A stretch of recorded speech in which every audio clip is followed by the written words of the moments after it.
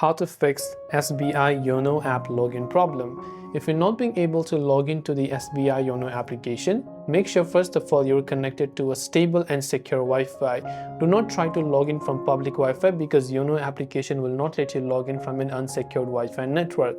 Second thing you can do is you can enable location permission. So you can see that YONO app will say me to enable location permission. Then I'll just go ahead and select continue and it will check all of the Wi-Fi details.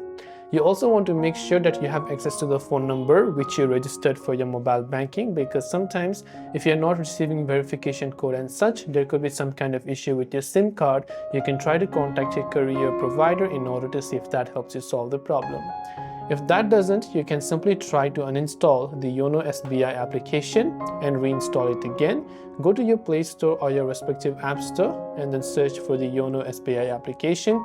Check if the YONO SBI app has an update, and if it does, make sure to update it to the latest version. Hopefully one of these may have helped you solve the problem. If you have got any further questions, do feel free to leave them down below. As always, thanks for watching till the very end and see you in the next video.